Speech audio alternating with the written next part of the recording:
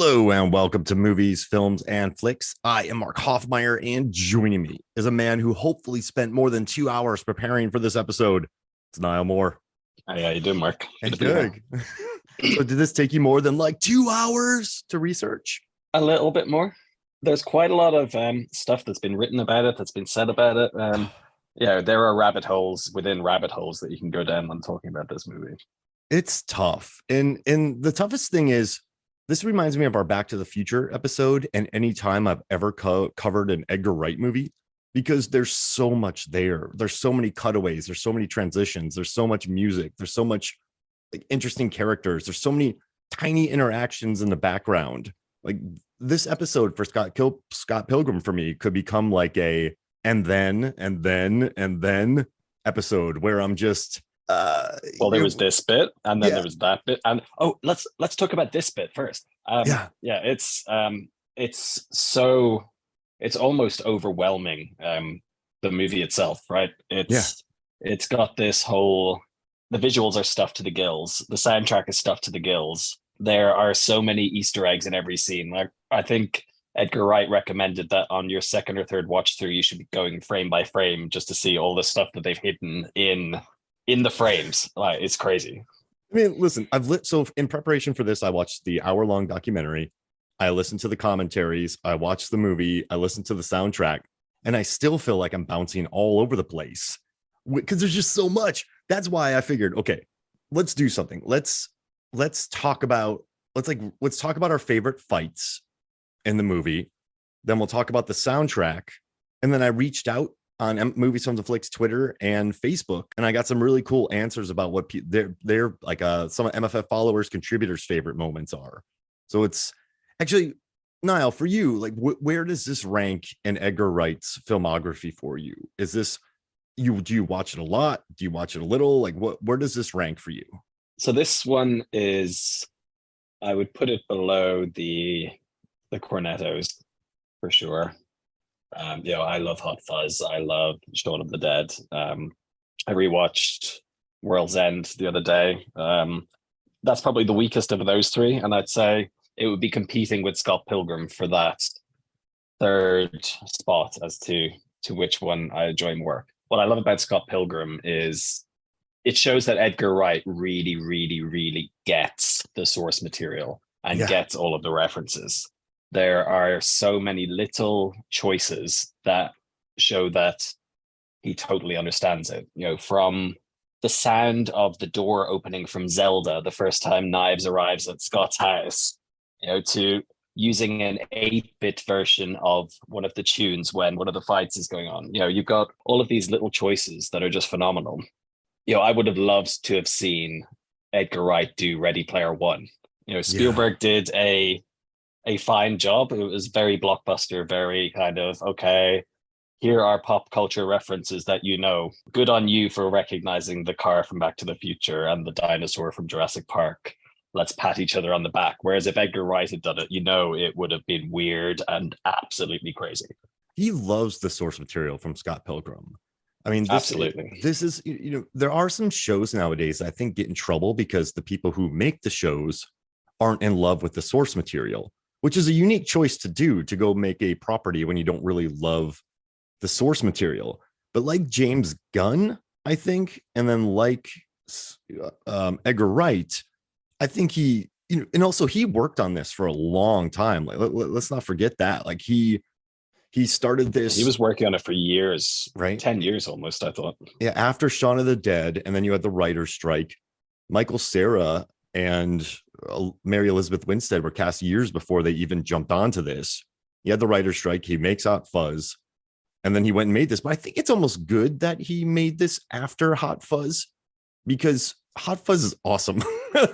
And I don't know how any producer sees that and goes, well, like, how does the producer see that and just go like, let's give this guy some money. Let's not give him Marvel money, but let's give him some money and let him go make this film. And this was 100-day shoot in Toronto. Like, this was a big, long shoot for this movie, but the final product is just beautiful. Like, it's bursting with life.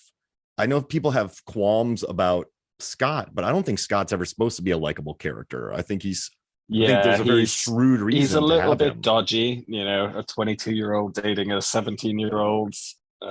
That's a little bit on the dodgy side, shall we say? And super dodgy. It's wildly dodgy. But I don't know, it's so 2000s. It's kind of nice to where, like, I feel like we had that so much in the 2000s, right? With the Seth Rogans and just like even the late 90s with like near-do-wear character, Mallrats, like all these characters who we're supposed to think are the heroes. So then you have one of these, which is Scott Pilgrim, and everyone's telling him how terrible he is. Like you know that he's definitely But dodgy. it's shown to us on screen that he's awesome. Yeah. It even says it when he's introduced. Scott Pilgrim, age 22. Awesome. Yeah. Do you think that's Who a am joke? I supposed to believe? Do you think that's a joke though? Because like in his own mind, right? He just lives in a hole in the wall. His parents across the street. He's in between jobs. What is? I don't even know what he does for money.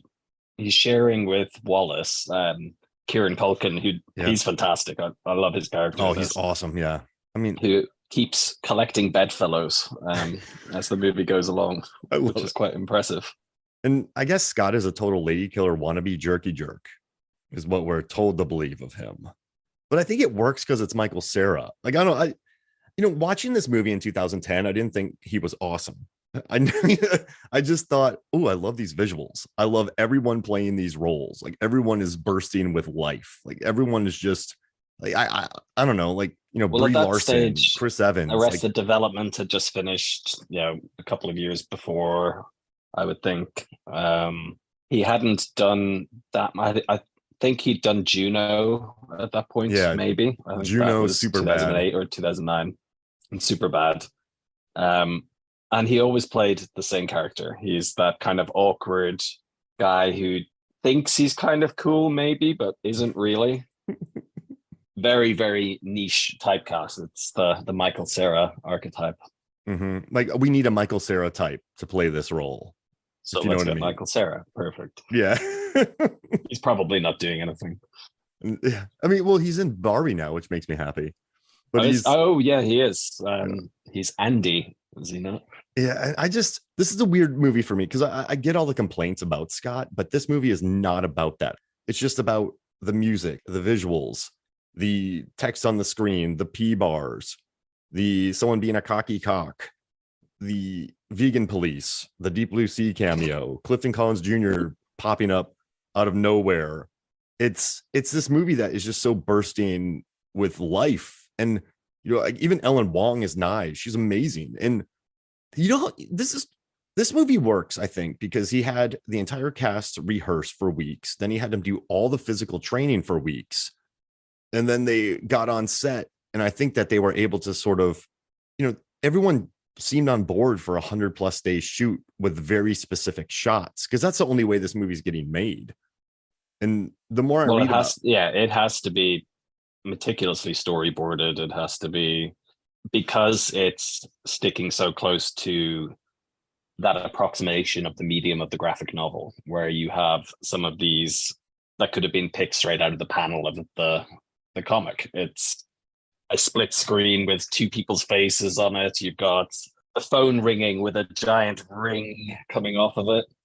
All of these are directly from the panel. You could literally put that panel up on your storyboard and that's one of the shots. And he had Brian Lee O'Malley there the entire time, the writer, looking at all the storyboards and doing all those, and he was happy with it. Yeah, I'll be honest, I'm not familiar with the source material. It's not one that I've read. From what I've heard, if the author is happy with the adaptation, usually you've done a pretty good job. Yeah, exactly.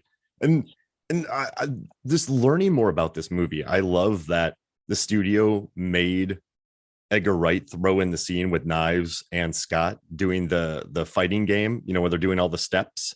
The ninja. Yeah, the ninja stuff, whatever. Yeah. To prove why Scott could actually fight in real life. So the whole concept of this is, remember like Triple X? How do you know how to shoot and drive so well? I play a lot of GTA. So the whole concept of this is he plays video games so he can fight. But it's like a video game comic book adaptation. It's not a video game movie, but it looks like it. So it doesn't really, the fighting comes organically to me. Like it never really bothered me that Scott could fight because this world is so It's bonkers anyway. it's crazy. You have Matthew coming and floating in the air, rhyming in the middle of a half Bollywood-ish song and shooting flame from his hands. I think having our protagonist be able to just do a little bit of hand-to-hand combat is fine. Yeah. And I feel like it's much more organic than in World's End when the fights broke out, because those fights never, I love World's End. I have a Mondo poster right behind me, but the fights never feel totally organic like they do here. So I just dig. I don't know. It was a case of the stakes being raised. In World's End, it was all about trying to be more graphic and visceral. In Shaun of the Dead, he nailed it. It was, you could see, okay, they're trying to hit these guys with the pool cue because that's what they have to hand. That's sensible. You don't have them suddenly getting robot alien, whatever they are, in chokeholds and snapping their necks and stuff with precision technique. Yeah. And that's where he kind of lost it a little bit there, where all of a sudden everybody's a highly trained combatant rather than just being some guy who's stuck in a really bad situation. Because it's not the world, right? It's not that yet. But I mean, I still love World's End. I don't care. Good movie. But yeah, this one, it's fun. Going back to Scott, it's just, I don't know. I can't think of a movie that's just more bursting with life, that when I watched it, so much was going on the screen. And it's... Well, given how much is going on in his head anyway. Is the fighting all in his head anyway? He's actually he's been dissed basically by some guy. He's just said, hey, you're a bit of an idiot. You shouldn't be dating Ramona. And in his head, he's got this whole thing going on where he's like, I fought this guy in battle for her heart, when really he's just like got some Michael Cera comeback and kind of slinked off into the background. I think in most people's heads, they think that they can fight. Like, everybody thinks they can fight. Everyone from the raid. As a bouncer, I've seen many fights in my life, in bars and in music venues. It was a music venue / bar, and just watching the fights that break out. I think in the people's heads, they think they're Eco UA from the raid, but it's just a lot of slapping and people getting tired really quickly. So I'm glad we didn't have that. Massive haymakers, people throwing the absolute windmill haymaker, doesn't make contact with anything but air. And then they fly around so fast that they land on their butts because they missed a punch. But it's, I guess for me, the legacy I have with this movie is it's just fun. It's a breath of fresh air. It's something unique. I like all the actors involved. I think, just watching Jason Schwartzman and Michael Cera involved in a final fight in an $85 million budgeted film makes me happy. It's like the time when Michael Sheen and Bill Nighy have a final fight in Underworld 3. Like, I love movies that are somewhat counter program, or like they throw a wrench into what you're expecting. And so watching the X's and seeing the way they play out, like, I dig it. And also when I worked in Toronto, whenever I went to work there, like, the first time I went, I was so excited. I went and bought a second cup travel mug. Second cup travel mug. I was hoping Brandon Lee O'Malley would show up to the comic convention. I walked where, I tried to figure out where it was. Like, I was super proper excited. Well, they filmed some of it at his house, I thought. Yeah, like around the street, and he knew where that hole in the wall was, so they went there, and they recreated entire clubs of Shirley's name tag was actually the real Shirley's name tag. He borrowed it from her. I saw that on the bus, right? Did you see that extra? No. Oh yeah. She gave, like, on the bus when she's sitting next to Andrew Kendrick, she gave it over to her. And like the music too, just bringing in Broken Social Scene, Beck, Metric, Dan the Automator, like just know, like Cornelius, like just knowing that you had Beck writing the songs. It definitely fit the vibe, but some of it comes across almost Radioheady, I thought. There are a couple of the tracks where I was thinking this would not be out of place on a Radiohead album. An earlier Radiohead rather than some of the later stuff. Like, which one would you say? Threshold? Or like, no, that's way too punk. Yeah, that doesn't work. Never mind. It was, I think, Ramona.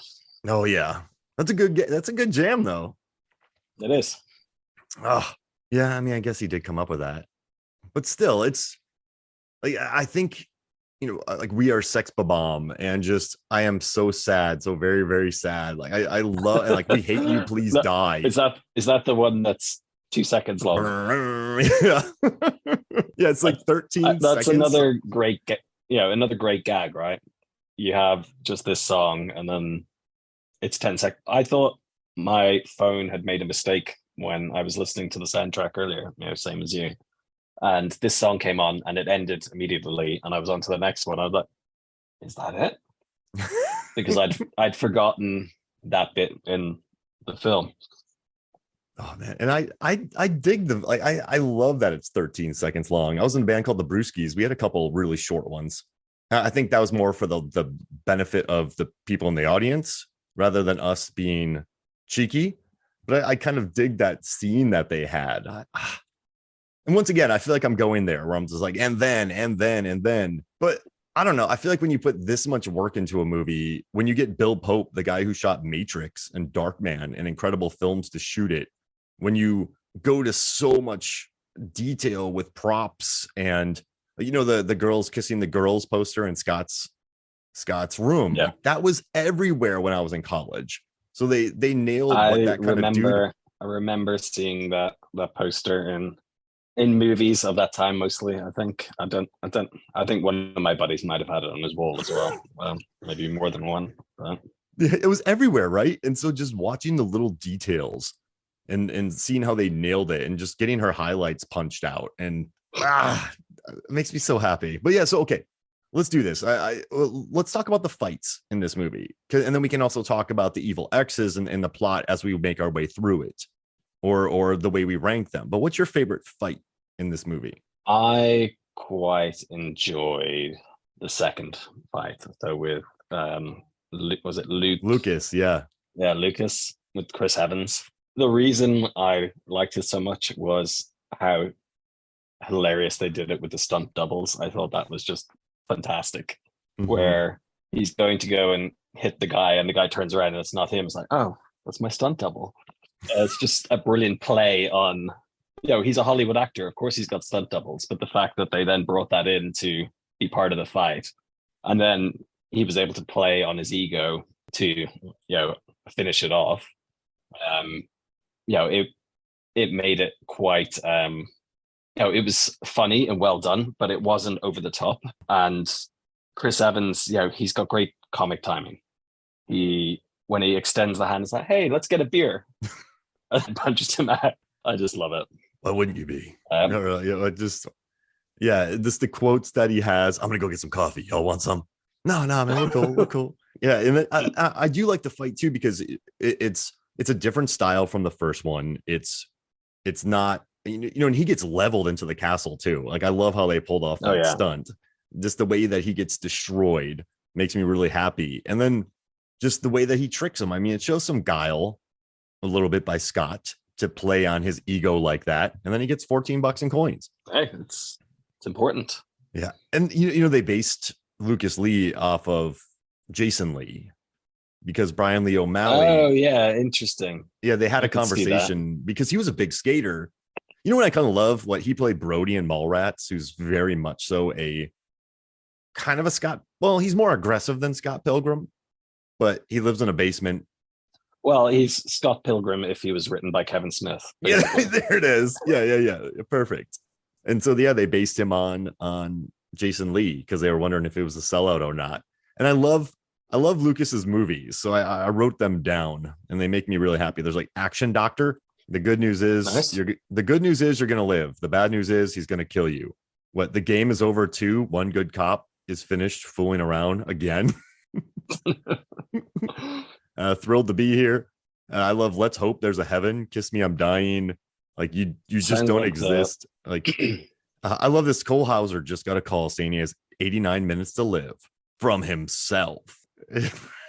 I would probably have more fun coming Arnold up with Schwarzenegger's filmography in Last Action Hero. Oh yeah, absolutely. And I love the like they build out. There's so many little moments in that fight that I love.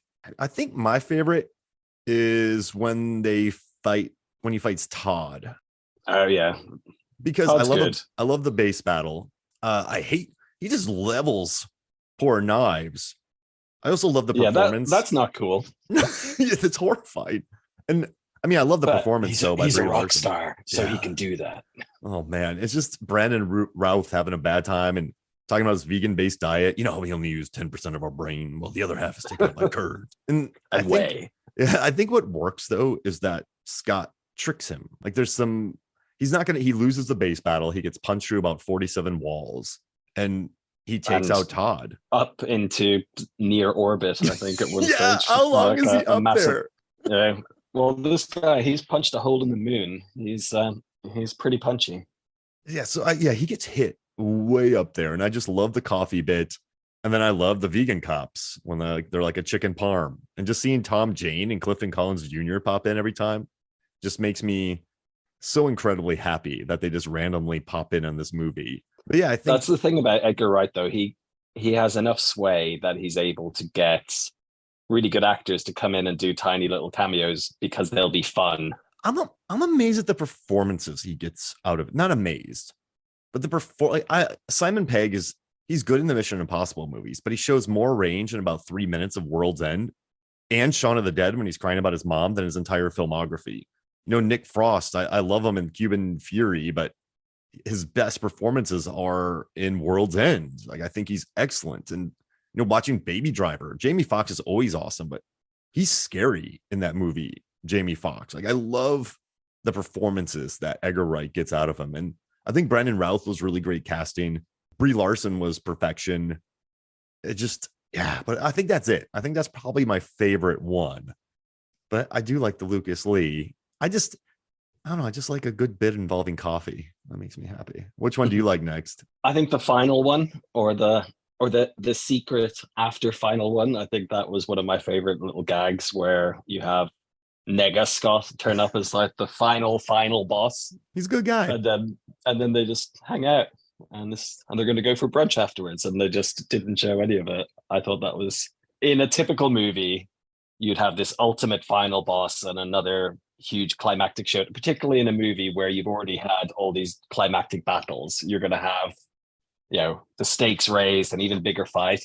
And the fact that it didn't go there was just hilarious. But the battle leading up to that, I think, was my next favorite against Gideon, who really can't take rejection, so much so that he spent 2 whole hours searching for the ex's phone numbers. 2 hours. You know how long that took? But just watching, it was fun watching them train too, the behind the scenes of just watching Schwartzman and Cera practice with foam swords.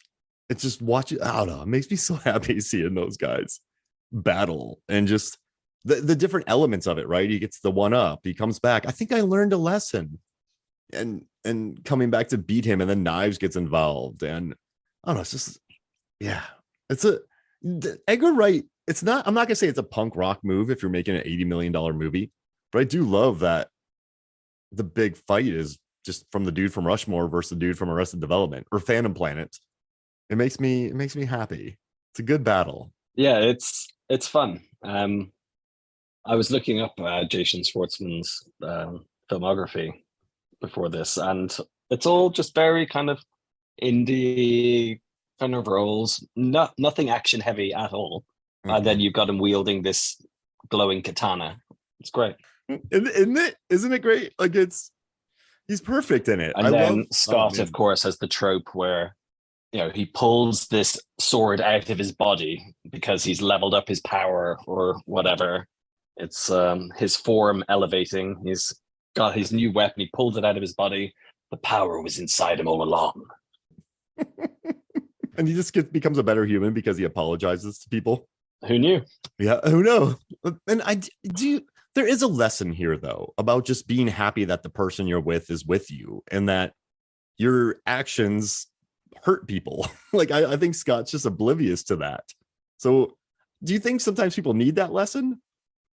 I would think so. Yeah. There are a lot of people who live in their own little bubbles. And they don't know that there's like a chain reaction. They need reaction, a severe reality check. I think as Scott to gets one, how right? their actions might be affecting others around them. And Scott gets that. At the end, it takes him a while to get there. Yeah, it Being does. punched through a few walls and taking a fair few beatings before the message finally gets in there, but he gets there in the end. Yeah, he's a 22-year-old who lives in a hole in the wall, doesn't do much work, seems to be a kind of a jerky jerk. Yeah, so I think he needed something to wake him up a little bit. Isn't even that good a bass player, it seems. They sounded a lot better when they replaced him. You'll now be Neil, not young Neil. He's the only one who knew how to play though. Mark Webber learned how to play. And then like the entire cast actually figured out how. Like Alison Pill learned how to play drums. I dig that they all. And again, that's something that, unless you're passionate about the film, the actors aren't going to go that extra mile to learn to actually play the instruments for real. They'll learn enough to not make it look stupid, but if they've actually gone far enough that they could actually play some of these songs, that shows that they care, right? Yeah, and listen, I think Edgar Wright earns that because he had Shaun of the Dead, Spaced, and Hot Fuzz under his belt, and his other movie was it Fistful of Fingers. He had his first. Sure, I have it pulled up here. He had Fistful of Fingers, yeah, and so he had those under his belt.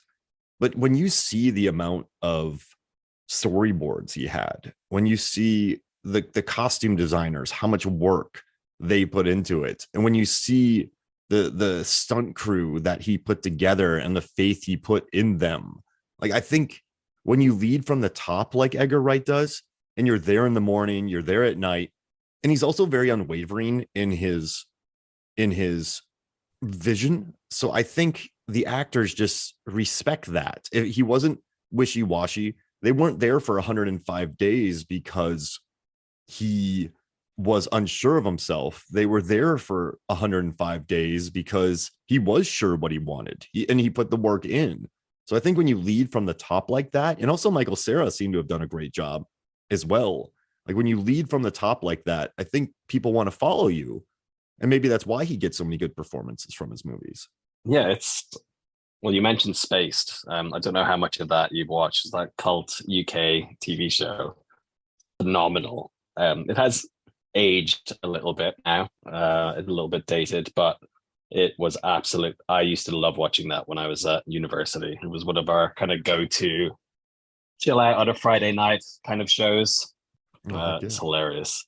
And yeah, so I mean, I don't know. I think I guess he leads from the top. He had done great movies, and the casting was fun. Like, yeah, he got a lot. Like Anna Kendrick, Aubrey Plaza, like they're all like Mary Elizabeth Winstead. They're all huge now. Yeah, he's got a good eye for up and coming talent, right? Absolutely. So we haven't talked about. We have what, 3 more fights or 4 more fights to talk? Oh wait, we've 3. Talked about... Wow, what one? Oh, there's really 6 fights, count. I guess, right? There's 6 fights, yeah. Yeah. So which one should we talk about next? Matthew, Roxy, or the twins? Let's do Matthew. Okay. The consequences of not responding to the Nigerian prince emails in your inbox. You will totally get this comeuppance thing unless you do something. Bro, didn't you get my email? Oh yeah, totally. Who are you? Doesn't he only he skims it, right? And he goes, boring. Yeah, he decides it's boring, and then when Matthew shows up a little bit later, Scott is understandably confused. He's never heard of the League of Evil Exes at this point. It's an interesting trope, right? You have the kind of straight out of Bollywood dance music number kind of coming in with he goes a little bit like Dalsim from Street Fighter, where he starts shooting the flames. And he has the demon hipster chicks as well. Yeah, demon hipster chicks, which, to be honest, why doesn't he just go off with his demon hipster chicks instead of pining about Ramona or fighting battles for her? I mean, I gotta tell you, I think Gideon Graves is pretty good. I mean, Gideon's a mastermind, so he must have something on him to set up the League of Evil Exes. I appreciate that from him. Pretty good planning. But I think Lucas is he's He's probably still bitter that Todd stole Ramona. Probably just doing it for fun because he likes to beat people up, likes to hit girls. He's just not generally a very nice person. That Turns out being vegan doesn't make you nice. Yeah, and I guess with the Matthew fight, it does feature like the really great intro punch when he punches up in the air and hits him.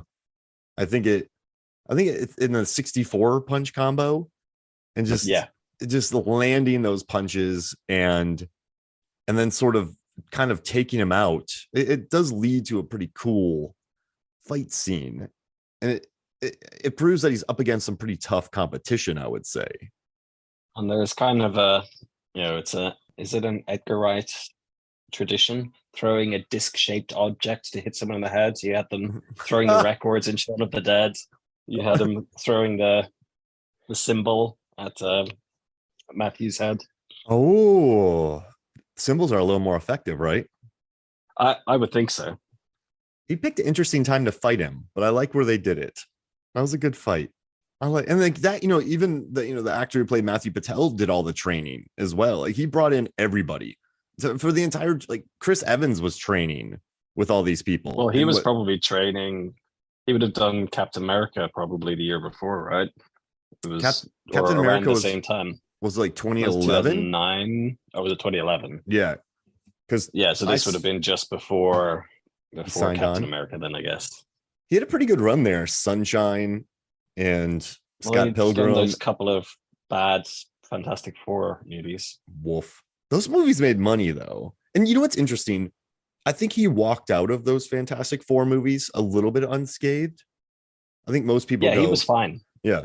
In fact, I don't think Jessica Alba wasn't great in them, but I thought the guy who was Ben Grimm was fine. I can't remember Mr. Fantastic, but then I find him boring as a character anyway, so he was probably fine. Super bland. But it was just the actual plot itself was just not compelling. There just weren't very, very good movies. No. But he was fine. Yeah, I thought he was pretty good as Johnny Storm. I want to walk out of a movie like that. Everyone hates it, but they go, well, Chris Evans or Mark Hoffman was fine. That's what I want. Mark, wouldn't you want to be in a good movie? No, I want to be really good in a bad movie. So then everyone's like, the movie's bad except for Hoffmeyer. That's my goal, Niall. Yeah, right? It's I think you need to work on your acting chops some more to get there. I'm a terrible actor. It's really bad. All right, so we have Roxy and the twins left. Who do you want to talk about there? Roxy. So Roxy is another bit of fun casting. She was in Arrested Development as George Michael's her.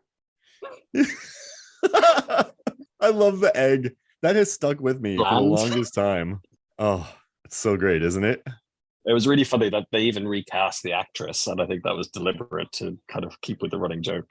They were going to actually recast the actress in every episode as well to keep the gag up, but then they really liked what Mae Whitman did with the character, so they kind of kept her along. She was great in that. I love it. Yeah. Oh man. But listen, it's a fun fight. It's different, right? You got Ramona taking the lead. Oh, well, their first fight was almost a nice snow fight, but then they delayed it. Well, it wasn't the right time. It had a really long day. And it happened. It's kind of crazy though. It's so. It sounds like something that someone would say in the early 2000s or 90s. Not me, but when they're like, "Oh, he was just going through a sexy phase when she did that." Ramona. But that is how people talked. Yeah. Well, I'm not saying it's right. I just think that was what people said, or I'm not gonna say what everyone said. I'm not gonna peg it on that, but that seemed like the language. Going through a phase in general. It doesn't need to be prefaced with anything. Yeah, but I just seeing Mae Whitman on screen and fighting and watching her doing the training. She actually whacked a couple people in the face, but she was there every step of the way doing all the training, and she was very un-egg-like in this movie, which makes me happy. And just watching Ramona take the lead, the different way it plays out, she's just cool. I like Mae in this movie. It is inspired casting, isn't it? Like they just found a really fun person. It's one of those where she's great in the role anyway, and then it just adds an extra layer for people who've watched Arrested Development, where you could be, oh, George Michael's fighting Anne. That's fun. And the back of her knee is great. Mm. Death by orgasm? Wasn't that what it was? Yeah. Oh gosh. So Scott, right? He tricks Lucas Lee. He wins by milk, touches the back of someone's knee. He gets what I like the fact that he would lose most of these fights, but he somehow comes out on top. It's kind of nice that he just doesn't just beat the crap out of him. Well, that I don't think would mesh with his character. You know, he's not what you would think as a stereotypically strong looking fighter, even with his ninja skills from the start. Stupid question. Do you think because it's Michael Cera that this character, I know someone wrote on Facebook that they didn't like the character at all. They hate Scott. But do you think this character works somewhat because it's Michael Cera? If you casted someone like Chris Evans, or if you casted someone, like if you brought in Chris Pine to play Scott Pilgrim, would it work? I think it becomes less believable. And then you just you really don't like the guy then because it's Chris because he's an Pine absolute being a turd. He's just So I think I think Michael Cera has enough of, he's able to give off that awkward, I don't know if I would call it charm, but that awkward vibe, that awkward disarming that he can do, where he can be an objectively horrible person, but you think, oh, it's just little Michael Cera. He's harmless. Yeah, so when he's ordering stuff from Ramona, when he's following her around, when he's cheating on Knives, it's just some light stalking. They're very, very light, I guess. And then just when he does that, what he does to Knives, and I think any other actor, I think not any other, but most other actors, I think it would, like if you brought someone even like, I don't know, Jason Biggs, this movie would fall apart, not because of his acting, but I think it was really, you have to be really careful to cast Scott Pilgrim. I think it's a tough one, but you're right. He doesn't have to be likable, you know, and he's not actually likable as a person, but he does grow towards the end. Yet he still decides to go after Ramona in the end. People are flip-flopped on that. People are like, no, Knives is awesome. Knives is cool. Yeah, but she's too cool for him. Yeah, she's just a burst of energy and life. You kind of want him to get away from her, even though he's learned his lesson. Yeah. And I don't know, Ramona. I think Ramona. Has she learned her lesson now? But you know what's interesting? Ramona's been all like around the world, traveled. So she knows the world. She's world weary. Then you have Knives, who's just bursting with life. And then you have Scott, who's probably never been through a hard day in his life. So it's probably not left his little town in Ontario. Yeah, ever. So you have, I don't think either's really right for him because he doesn't really know. Maybe he needs to go back to what's Alison Pill's character? Oh yeah, called? she's Kim. 2. Yeah, Kim's great. I love how she does the 1, 2, 3. So great. She's between Goon, Snowpiercer, this. Like she has a really cool resume. I dig Alison. Well, she was in Star Trek as well. She was in Star Trek Picard for a couple of seasons. Oh, really? Most recently, yeah. Nice. Yeah, she's cool. Yeah, maybe go. Yeah, because no, she's seen more than he has too. Like, I don't know. Sorry. Yeah, it's maybe he just needs to go off with Aubrey Plaza, even though she seems to hate him. But maybe it's that hate love. Yeah, there it is. Maybe. And he would just get yelled at by her all the time, and that's great because he's worthy of getting yelled at all the time. So that's perfect. Yeah. And I guess right now though we're on the final battle against the twins. So the twins, who Ramona, I guess, cheated on one with the other. Then they teamed up, and then they had a big fight at the end, which is really cool graphics, and it features probably my favorite Sex Bomb song, which is Threshold, which I think kind of wails. I like Thresholds. Threshold's a good tune. That'll get you pumped up. Like if there's a song, that's like a good running song or a good training song right there. It's like I dig the dueling. They don't really get much to do in the movie, but I do think the visuals are cool. The fight is different enough. Sex Bomb maybe becomes a better band because of it. And it's just a good kaiju fight made out of energy waves from speakers on either side of a battle of the bands.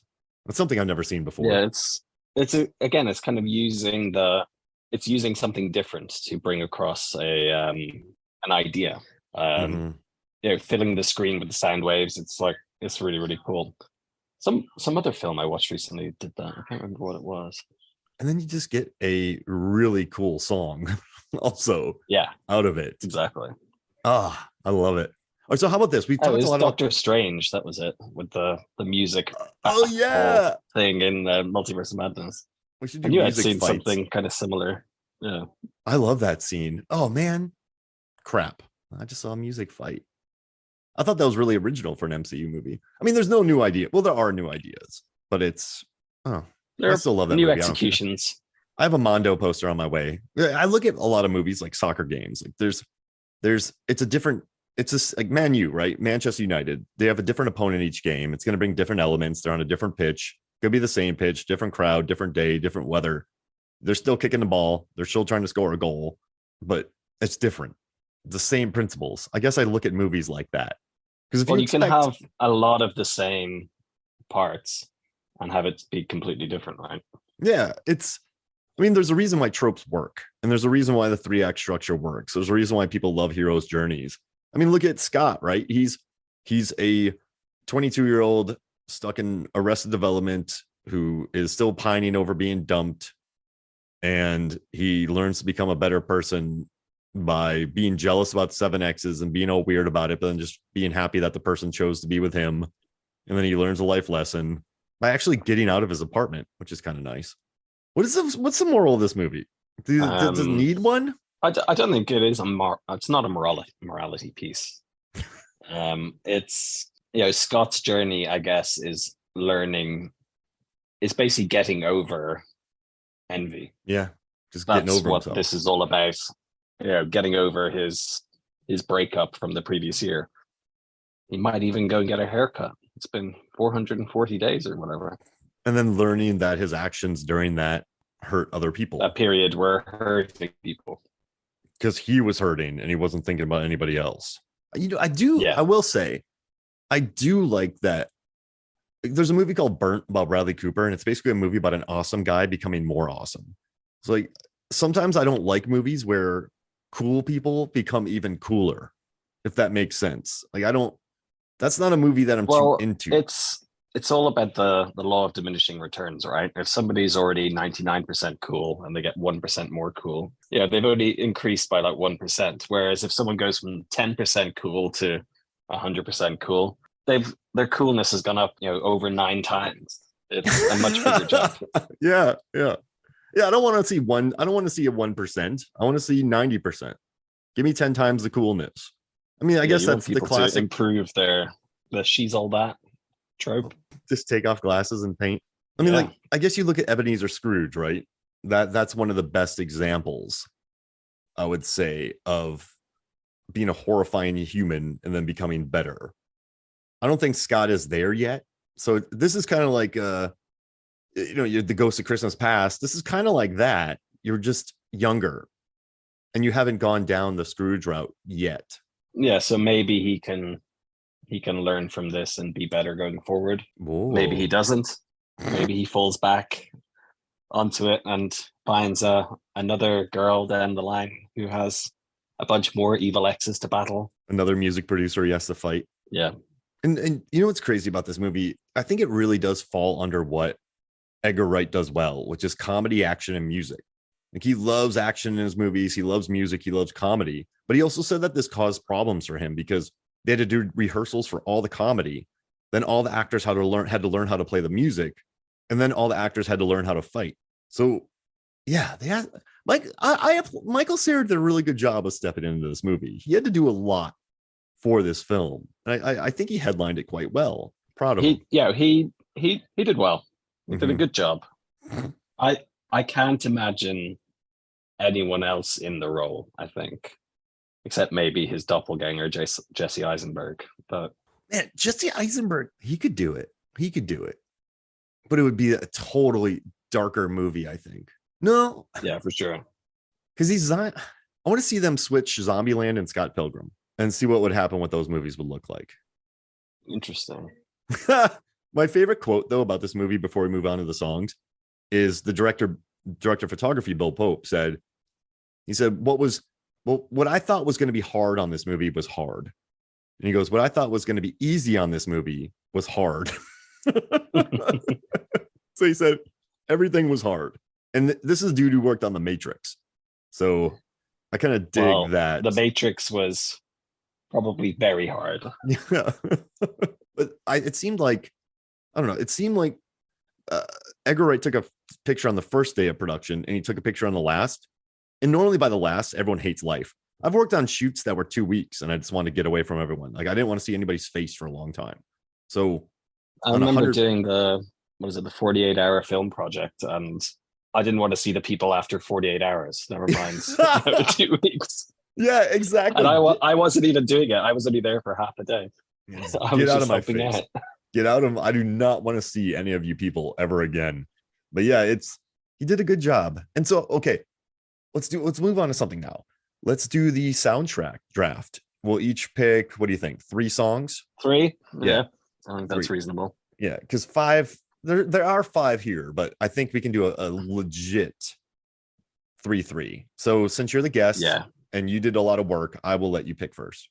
I'm going to go with Black Sheep as my first one. Man, I love Metric. That is just a quality tune. And I love the Brie Larson version as well, where she played it in the actual film. Yeah, she does a good job. Well, she does a great job and just pulling it off, and I just love the theatrics of it, and I actually just love Metric, like Help I'm Alive.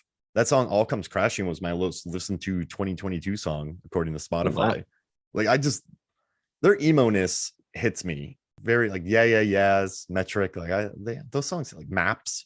I could just listen to that song over and over and over. I love that song. All right, so you got Black Sheep. Perfect. I'm gonna take, I think you know what I'm gonna take. I'm gonna take Threshold. Because that is Threshold. That would have been my second pick, I think, if it wasn't gone. It's a quality tune.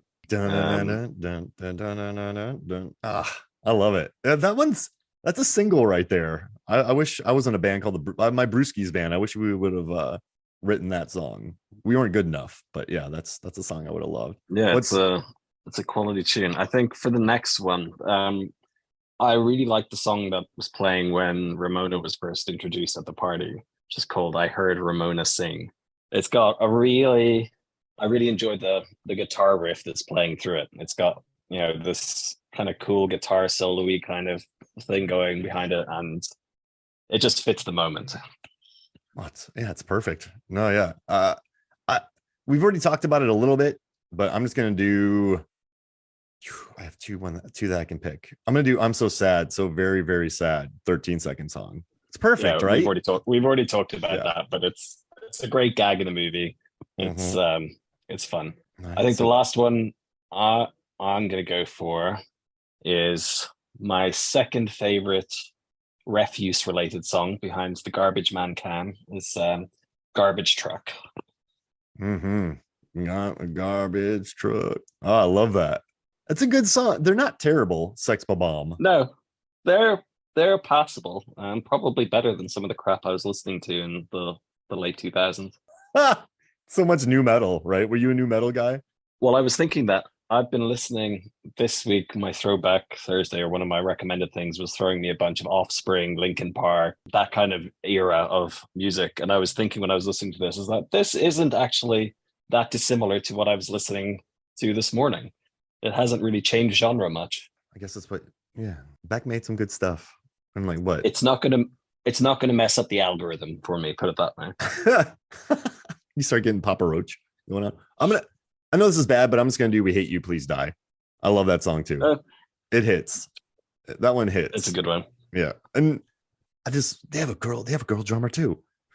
It makes me so. And then she just, well, I love it, and I love listening to the behind the scenes making of, and just like, these songs were so short, but all the bands like from Broken Social Scene, and they all loved contributing to this, and so it just makes me very happy. It's a good soundtrack. I want to go buy the vinyl. Might as well. Yeah, it's one of those, similar. You already mentioned James Gunn, but Guardians of the Galaxy, the music is part of the narrative rather than it being an afterthought. And that's the same here, where the music is actually part of the narrative and it drives the narrative a little bit rather than it just being, okay, we need a song, let's go to a focus group, and who can we afford to pay the rights for? Okay, we'll put in that song. Focus group, do we like that? Okay, yeah, cool. Yeah, and it's not like a 90s soundtrack where like we just need a song from someone. All right, we got a Google Dolls song, put it in there. We got Kiss from the Rose, even though it was from another movie, Free Willy 2 or something like that. Or no, Never Ending Story 2. Yeah, just put it in. That's fine. Let's just add it. Doesn't have to do anything. We'll do a single for it. We'll say U2 wrote a song. Doesn't propel it forward. But yeah, no, you're right. The music means something here. And I asked a question on Facebook. I want to get these out before I forget because I always forget. So I asked 3 questions. What's your favorite fight in Scott Pilgrim? Who's your favorite character in Scott Pilgrim? And where does Scott Pilgrim rank in Edgar Wright's filmography? Zanandi Boeta said she loves all of them, but she likes the fight with the Evanses. Her main favorite character is Wallace Wells, and then she likes the vegan police, and then third she ranks this movie third behind Hot Fuzz and World's End. Johnny Num loves the twins fight, and he thinks Kim is the best character, no contest, and he thinks it's the best movie that Edgar Wright has done. Jason Hemming, his favorite fight is when Ramona uses Scott to fight Roxy. His favorite characters, Knives Chow. He loves the monologue when she's changing her hair. And he said Scott Pilgrim is his second favorite behind Shaun of the Dead. Aaron Newworth loves the battle versus Todd in the vegan battle. He thinks Steven Stills, the talent, is his favorite character. And he said second or third behind Shaun of the Dead and tied with or behind Hot Fuzz. Nathan Leahy. So let's see. He put the first fight. It's hard to beat the first fight with Matthew Patel. It sets the tone for the movie and also has huge WTF moments, not only for the characters, but also the audience. Also shows that Scott can actually fight. 2, he put favorite characters, Wallace Wells, honorable mention to Lucas, Lee, and Todd. And I think Shaun of the Dead and Hot Fuzz will always duke it out for the number 1 spot, but Scott Pilgrim follows right behind. Let's see, Bryce Serbrug, who you know from Korea. His favorite fight is Gideon the Fights. His favorite character is Knives. And he's like, aside from Scott, she said she's the only character to change. And then ranked, he said it's 3 behind Hot Fuzz and Shaun. Jesse Deal loves the fight with Matthew Patel. He said it sets the tone, and he loved Andrew Kendrick's reaction. He likes young Neil the most because he said the scene where he's lip syncing to the song. And he said it's number 2 behind Shaun of the Dead. We're getting a lot of 2 and 3s here. Yeah, and a 1. It's kind of almost unanimous across the board where we've got it's pretty highly rated within his filmography. And then he loves the Brandon Routh fight. William Underwood. Knives is his favorite, and he said the movie's super close to the Cornetto films, so 3 or 4 or 4. Nate Withrow, he loves the bass battle with Todd. He said it's got a lot of humor and Scott wins through smarts. Wallace, I think Wallace and Knives are the most popular characters here. And yeah, for sure. He said that the best he said this is his favorite. He said this is his number 1 favorite film. And his favorite song is Black Sheep, because I forgot to ask about music. And I have one more that I'm going to pull up here real quick. One more. And it's from Joey Lewandowski and his favorite characters and ranking. He loves the fight versus Matthew Patel. Envy Adams is his favorite character. And it's his favorite film of all of Edgar Wright's. So it's probably 2? Would you say it's safe to say it's number 2? I would think so. That's kind of the consensus. We've had a few 1s, a few kind of 3s, and a lot of 2-ish. And it seems like the best fight is either Matthew Patel or Todd. I think we got the most. I think that's the most popular. I think so. And the favorite characters seem to be Knives and Wallace, which I would agree with. Yeah, I would lean more towards Wallace than Knives. I think he's just fantastic. But they're both awesome. I don't even think I could separate the 2 because they're just both so perfect in it. But I guess seeing Culkin, he's such a breath of fresh air in this movie. Like, I just love the character. So yeah, I'll say he's my favorite. I don't know. Knives is cool though. No, I can't do it. She's too cool for you. Yeah. But the performances are just so alive in this movie, and it makes me so happy.